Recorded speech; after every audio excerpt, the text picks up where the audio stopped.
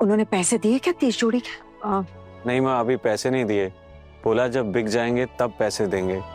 वो क्या है कि हम नए हैं ना, पहली पहली बार है और लोग हमें अच्छी तरह पहचानते भी नहीं है, तो उन्होंने कहा है कि जब धंधा चलेगा तब पैसा मिलेगा। और माँ, हम तो दुकान से निकल के सड़क की दूसरी तरफ खड़े हो गए थे, तब वहाँ पे देखा कि ग्राहक आ रहे थे उस दुकान में। तब हमने देखा कि उस दुकानदार ने ना हमने जो गुड्डे गुड्डियां दिए थे वो दिखा रहे थे ग्राहकों को। आप मानोगे नहीं, सब लोग वहाँ जितने लोग आए थे सब इतने हैरान हो गए मूर्तियों को देखकर। मतलब उम्मीद तो यही कर रही हूँ कि खरीद लेंगे। अगर सब बिक जाए ना तो बहुत अच्छा हो जाएगा। और उन्होंने हमसे कहा भी कि अगर ये सब बिक जाता है ना तो हमें कल वापस उन्हें जाके और ऑर्डर्स देने पड़ेंगे, मतलब और मूर्तियां देनी पड़ेगी। और आज के जितने भी पैसे हुए ना वो कल चुका देंगे। हे माँ दुर्गा, सब ठीक हो जाए, सब अच्छे से चल जाए बस। दाम क्या तय हुआ है? गरिमा, दाम ना कम करना पड़ा, पर गरिमा आप बिल्कुल भी चिंता मत कीजिए, कोई भी नुकसान नहीं होगा, सब मैनेज कर लेंगे हम लोग।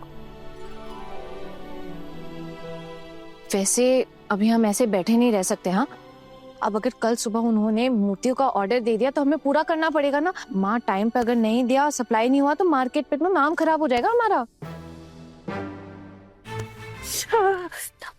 सुना सुना मैंने, ये लड़की क्या कह रही है?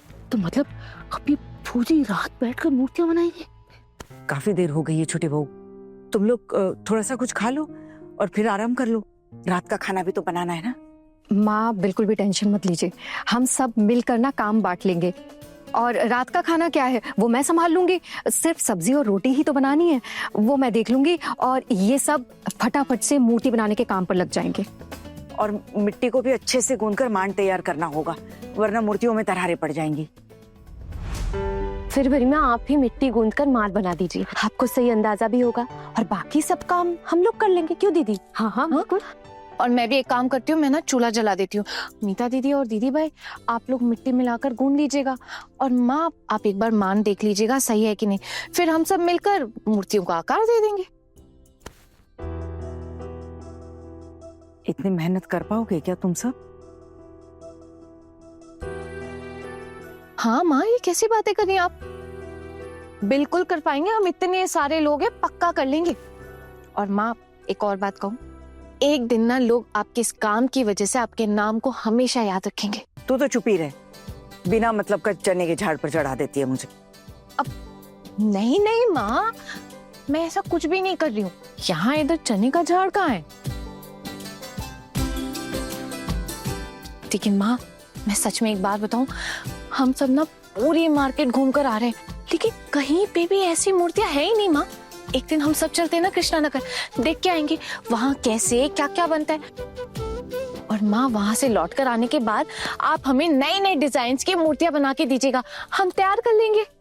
पहले जितना माल हाथ में है उसी को बनाकर खत्म करते हैं, हाँ उसको बेचते हैं, फिर बाद में देखी जाएगी। माँ आप बिल्कुल भी टेंशन मत लीजिए, सब हो जाएगा।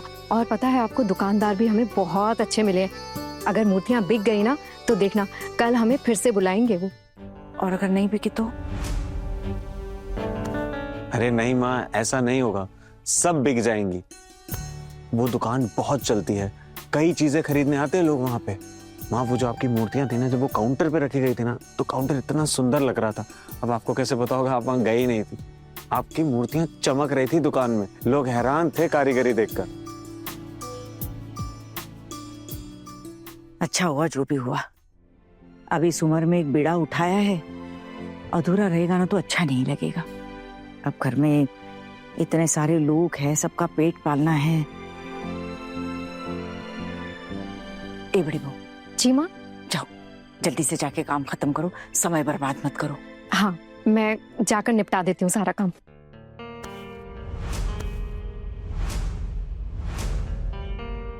अरे मिली, कल तेरे पति का श्राद्ध है ना?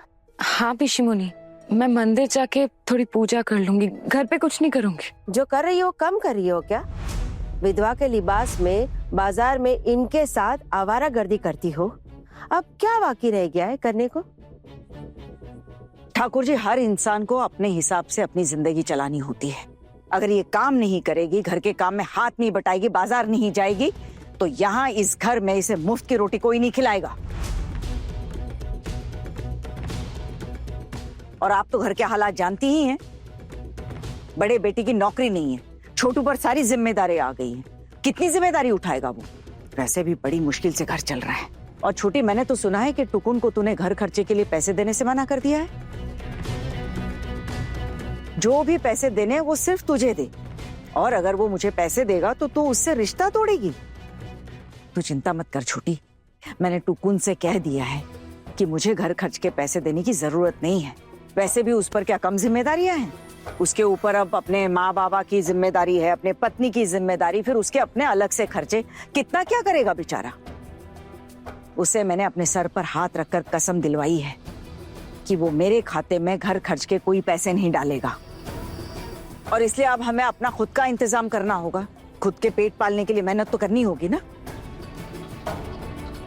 और हमारी अपनी जिम्मेदारी हम खुद लेंगे। भाभी आप कीजिए ना, आपको जो करना है, नाम कमाइए, पैसा कमाइए, हमने थोड़ी ना मना किया आपको।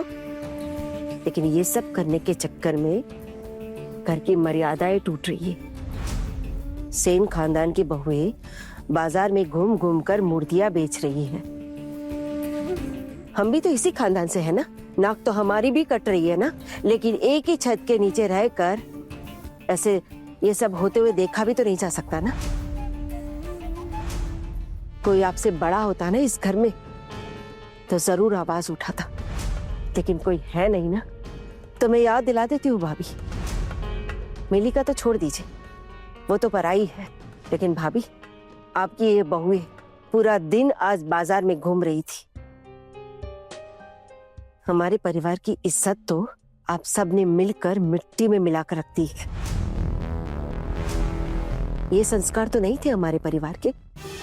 संस्कार से पेट नहीं भरता है पिशिमा, और पेट में भूख लिए सिर्फ खानदान की इज्जत के बारे में सोचना थोड़ा मुश्किल होता है पिशिमा। वैसे आप ये कैसे समझे? आपके पति के चले जाने के बाद तो आप खुद यहाँ आ गई थी ना माँ के भरोसे रहने के लिए। यहाँ तो आपको रोटी, कपड़ा, मकान सब कुछ मिला। कभी भी किसी भी मुसीबत का सामना नहीं करना पड़ा ना। आराम से जिंदगी कटी आपकी। और आपका बेटा, उनकी परवरिश भी तो यहाँ इसी घर में हुई है ना, माँ के भरोसे।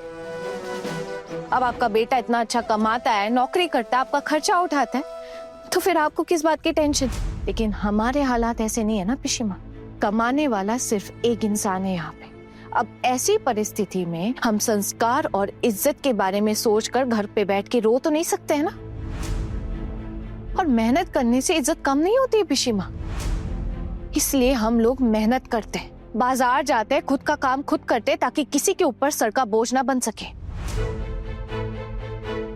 और रही बात दीदी भाई की, तो दीदी भाई के पति का श्राद्ध कल है, वो पूजा कर लेंगी। और फिर जब इनके दिल में इनके पति के लिए इतनी इज्जत है ही नहीं, तो फिर आप अलग से इनके पति के लिए इज्जत दिखाकर क्या हासिल कर लेंगी पिशिमा? ये क्या बकवास कर रही हो तुम? पिशिमा, आपने जैसा कहा मैंने भी वैसा ही जवाब दिया आपको। यहाँ तो हम सब जानते हैं ना कि दीदी भाई के पति और ससुराल वाले उनको कितना सताते हैं। उनके दिल में इनके लिए जरा भी प्यार और इज्जत नहीं था। तो फिर दीदी भाई को भी कोई जरूरत नहीं है उनका नाम जपने की। ये जितना करनी है उतना ही काफी है। और पिशिमा, आप ये सब छोड़िए, आप मेरी बात ध्यान से सुनिए। देखिए, अब आपकी उम्र हो गई है और आपके हाथ में काफी समय। अगर इतना समय मेरी सासू माँ के पास होता ना, तो वो भगवान की सेवा में अपना मन लगा लेती, या कहीं भजन कीर्तन या कथा सुनने चली जाती। लेकिन फिलहाल माँ के पास इतना समय नहीं है।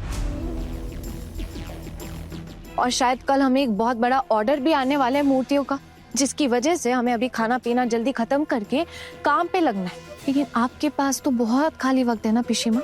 पास के मंदिर में ना भजन कीर्तन चल रहा है, आप वहां क्यों नहीं चली जाती हैं? यहाँ यूं सबके साथ झगड़ा करने में अपना वक्त क्यों बर्बाद करनी है पिशिमा? और ये सब करने से पाप भी चढ़ता है, इतना तो पता होगा आपको पिशिमा। तुम जैसी मुंहफट और बदतमीज लड़की मैंने आज तक नहीं देखी। तू मुझे सिखाएगी कि मुझे क्या करना चाहिए और क्या नहीं? अरे नहीं नहीं पिशिमा, मैं भला आपको क्या सिखा सकती हूँ, आप बताइए। ये तो आपकी मर्जी है। आपको भजन कीर्तन सुनने जाना है जाइए, नहीं जाना है मत जाइए, ये तो आपकी मर्जी है। ठीक वैसे ही आप भी हमें कुछ भी मत सिखाइए। कि मेरी सासू माँ कैसे अपना घर चलाएंगी, हम बहुएं बाजार जाएंगी या नहीं जाएंगी, दीदी बाई श्राद्ध करेंगी या मूर्तियां बेचेंगी, ये आप तय नहीं करेंगी। ये मेरी सासू माँ की मर्जी है और आपको इतना अधिकार है भी नहीं कि आप हमें ये सब कुछ कह सके।